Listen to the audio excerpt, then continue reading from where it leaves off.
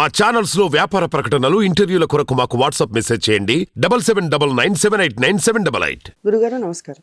శ్రీమాత్రే నమః. గురుగారు, ద్వాదశ రాశులకు సంబంధించి వృషభ రాశి వారికి ఫిబ్రవరి నెలలో ఎలా ఉంది? వృషభ రాశి వారికి గనక చూసుకున్నట్లయితే ఈ శుక్రుడు కుజ బుధులతో అష్టమంలో ఉన్నాడు కాబట్టి వీరు కాస్త వాహనాల మీద వెళ్ళేటప్పుడు కొంచెం జాగ్రత్తగా వెళ్ళాలి, చూసుకొని వెళ్ళాలి. అంతే ఏం లేదు, ఇక్కడ ఏదో ప్రమాదం అని కాదు.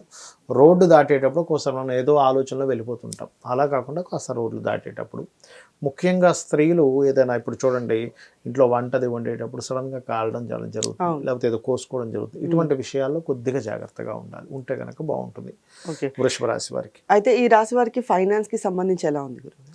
ఫైనాన్షియల్గా ఏంటంటే వీళ్ళకి రాహువు బుధుడు రూల్ చేస్తున్నాడు వీళ్ళకి ఏది ఫైనాన్స్ విషయంలో. కాబట్టి ఫైనాన్షియల్ గ్రోత్ 100% ఉంది వీరికి, అందులో ఎటువంటి సందేహం లేదు. అందులో పర్టికులర్గా ఆన్లైన్ త్రూగా ధనయోగాలు, లేకపోతే విదేశీ కంపెనీలు ఎక్కడో ఉంటాయి, విదేశాల్లో కంపెనీస్ ఉంటాయి, ఇక్కడ జాబ్ చేస్తూ ఉంటారు, అటువంటి వాటి ద్వారా ధనయోగం అయితే బ్రహ్మాండంగా ఉంది వీరికి. అయితే వీళ్ళకి ఈ రాశి వారికి ఫ్యామిలీ పరంగా ఎలా ఉంది? ఫ్యామిలీ పరంగా ఒక రకంగా చెప్పాలంటే చిన్న చిన్న ఘర్షణలు వచ్చినప్పటికీ ఆ ఘర్షణలే వీళ్ళకి మంచి యోగాన్ని కూడా ఇస్తాయని చెప్పుకోవాలి. ఒక్కోసారి చూడండి, భార్య భర్త ఒకరి మీద ఒకరు అలిగినప్పుడు మళ్ళీ అది ఒక మంచి దీనికి దారితీస్తుంది. ఆ రకంగా బాగుందని చెప్పుకోవాలి మనం. అయితే ఈ రాశి వారికి జాబ్కి సంబంధించి ఎలా? జాబ్ సంబంధించిన విషయాలు కనుక చూసుకున్నట్లయితే ఈ రాశి వారికి రవి మరియు శనులు దశమంలో ఉంటున్నారు. ఎప్పుడు 14వ తేదీ నుంచి, ఫిబ్రవరి 14 నుంచి ఉంటున్నారు. ఫిబ్రవరి 14కు ముందు రవి అక్కడ ఉన్నాడు, no problem. So February 14th వరకు వీళ్ళు ఏదైనా మెడికల్ రంగాల్లో కానీ, కన్స్ట్రక్షన్ రంగాల్లో కానీ, లేకపోతే ఎనీ ఆరోగ్య సంబంధించినటువంటి రంగాలు కొన్ని ఉంటాయి, అటువంటి రంగాల్లో కనుక ట్రై చేసుకున్నట్లయితే వీళ్ళకి యోగం ఉంది. అదేవిధంగా ఈ మాసంలో పర్టికులర్గా వీళ్ళకి గవర్నమెంట్ జాబ్స్ లాంటివి ఏదైనా ట్రై చేసుకోవాలనుకుంటే కనుక ఫిబ్రవరి 14th నుంచి మరింత ఎక్కువగా ఉంటుంది. కాకపోతే ఫిబ్రవరి 14th నుంచి కొంత అధికారులతో కూడా కొంత స్ట్రెస్ కూడా ఉంటుంది. ఈ స్ట్రెస్ తగ్గాలి అంటే సూర్య నమస్కారాలు చేసుకుంటూ ఉంటే సరిపోతుంది. అయితే ఈ రాశి వారికి బిజినెస్కి సంబంధించి ఎలా ఉంది గురుగారు? బిజినెస్ లైన్స్ కనుక చూసుకున్నట్లయితే లాభస్థానంలో రాహు యొక్క సంచారం జరుగుతుందమ్మా. సో రాహు ఎప్పుడు కూడా బిజినెస్ వాటికి మంచిదే ఇస్తాడు. కాకపోతే మనం పంచమంలో ఉండే కేతువుని కూడా చూసుకోవాలి. పంచమ కేతువు ఏంటంటే ఆలోచనని కంట్రోల్ చేస్తూ ఉంటాడు. అంటే మనం రకరకాల విచిత్రంగా ఆలోచించడం, ఇలా చేద్దాం అలా చేద్దాం అనుకోవడం, డౌట్ పడడం, ఆగడం, ఇట్లాంటివి ఇస్తూ ఉంటాడు. కాబట్టి ఒక్కసారి మీరు ఏదైనా ఒక డీల్ మాట్లాడేటప్పుడు కానీ, ఏదైనా ఒక బిజినెస్ డీల్ సంబంధించిన ఏదైనా ప్రోగ్రెస్ ముందుకు వెళ్ళేటప్పుడు కానీ ఒక్కసారి గణపతిని తలుచుకొని వెళ్ళినట్లయితే అన్ని విధాలా బాగుంటుంది. అయితే ఈ రాశి విద్యార్థులకు ఎలా ఉంది గురుగారు? విద్యార్థులకి కనుక చూసుకున్నట్లయితే భాగ్యస్థానంలో ఉన్నాడు చతుర్థాధిపతి. చతుర్థాధిపతి భాగ్యంలో ఉండడం అనేటువంటి విద్యాపరంగా మంచిదే, అందులో ఎటువంటి సందేహం లేదు.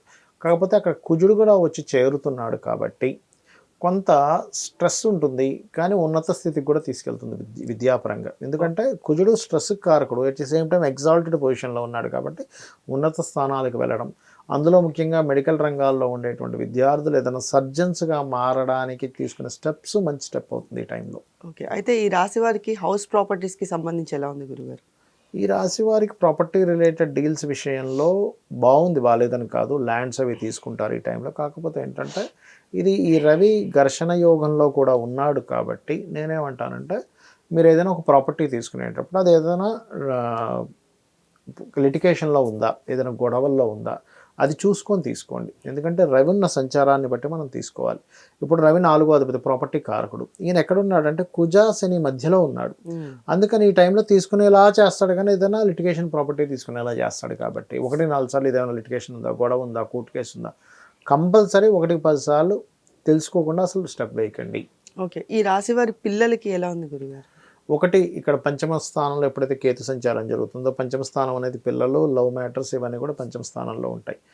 కొంచెం దూరంగా ఉండడం, అంటే పిల్లల్ని ఎక్కడైనా హాస్టల్లో వేయడం కానీ, పిల్లల కోసం ట్రై చేస్తుంటే సమ్ డిస్టర్బెన్సెస్ రావడం కానీ జరుగుతూ ఉంటుంది. అలాంటి సమయంలో వీరు గణపతిని కనుక ఆరాధించినట్లయితే అది క్లియర్ అవుతుంది. మరియు కేతు గ్రహం దగ్గర కూడా దీపారాధన చేస్తే మంచిది. అయితే ఈ రాశికి సంబంధించి వివాహ యోగం ఎలా ఉంది గురుగారు? వివాహ యోగం కనుక తీసుకున్నట్లయితే సప్తమాధిపతి అష్టమంలో ఉన్నాడమ్మా ప్రజెంట్ అయితే. దాదాపుగా ఈ కుజుడు 6వ తేదీ నుంచి మారుతున్నాడు. కాబట్టి ఒకటి, సంతానం కోసం, అంటే సంతానం అయిపోయింది, మన వివాహం కోసం ప్రయత్నం చేసేటప్పుడు పర్టికులర్గా కొన్ని ఘర్షణలు ఏర్పడతాయి వీళ్ళకి. ఎందుకంటే షష్టమాధిపతితో కలిసి ఉన్నాడు. కాకపోతే ఈ కాంబినేషన్ ఉన్నప్పుడు సర్వసాధారణంగా కొంతమంది చూడండి సీక్రెట్గా చేసేసుకుంటారు, దాని తర్వాత బయటపడతారు. అలాంటివి జరగడం ఒకటి.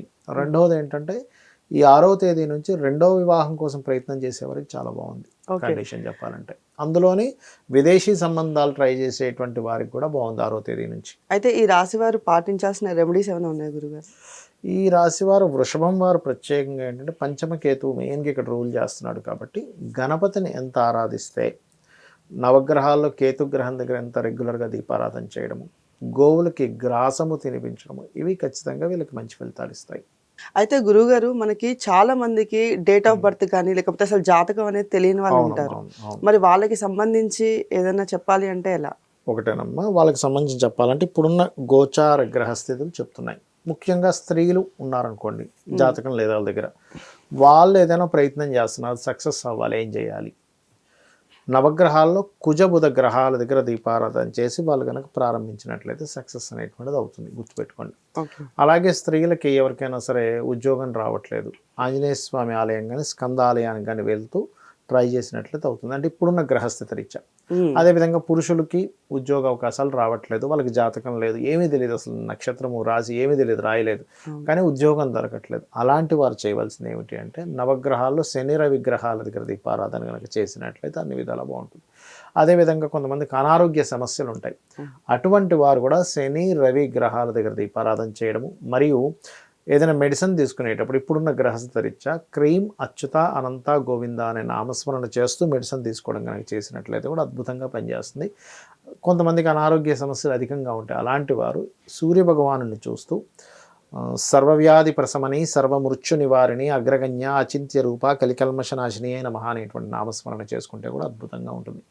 ఇక మరి కొంతమందికి వివాహం అవ్వదు కానీ జాతకం లేదండి అంటూ ఉంటారు, వివాహం అవ్వట్లేదు, జాతకం లేదు. అలాంటప్పుడు ఏం చేయాలంటే బుధగ్రహము కుజగ్రహం దగ్గర దీపారాధన చేసి లలితా సహస్రనామాల్లో ఓం కామేశబద్ధ మాంగళ్య సూత్ర శోభిత కందరాయ నమః అనే నామస్మరణ చేసుకుంటే కూడా తొందరగా క్లియర్ అవుతుంది. ఇంకొంతమందికి చాలా అంటే సంబంధం వస్తుంది కానీ బంధువర్గాల ద్వారా ఏదో రకంగా అది డిస్టర్బ్ అయిపోతుంటుంది. అటువంటి వారు రావి చెట్టు చుట్టూ గనక ప్రదక్షిణాలు చేసుకుంటూ ఈ మంత్రం చదివిన, ఏది కామేశబద్ధ మాంగళ్య సూత్ర శోభిత కందర నామం చేసుకుంటూ రావి చెట్టు చుట్టూ తిరిగి అక్కడ సర్పాలు ఉంటాయి, ఏది మన ప్రతిష్ఠ చేసినవి, వాటి మీద కొద్దిగా ఒక గ్లాసులో, రాగి గ్లాస్ అయితే ఇంకా మంచిది, లేనట్లయితే ఇంట్లో స్టీల్ ఏదైనా కూడా తీసుకోవచ్చు, తీసుకొని అందులో నింపులుగా గ్లాస్ కానీ చెంబు కానీ తీసుకొని అందులో పర్టికులర్గా కొంత పసుపు, చిటికెడు పసుపు, చిటికెడు గంధము, చిటికెడు కుంకుమ, ఈ మూడింటిని వేసి వాటి చుట్టూ 11 కానీ 21 కానీ 41 ప్రదక్షిణాలు చేస్తూ ఈ మంత్రం చదువుతూ లాస్ట్లో వాటి మీద కనుక అభిషేకంలా చేసినట్లయితే వివాహ సంబంధించిన విషయాలు ముందుకు కదులుతాయి. అంటే ఇది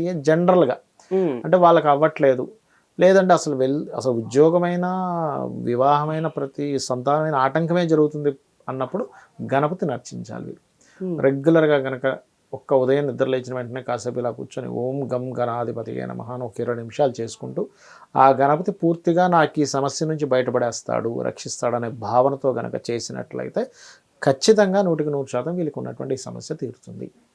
ధన్యవాదాలు గురుగారు. శ్రీమాత్రే నమః.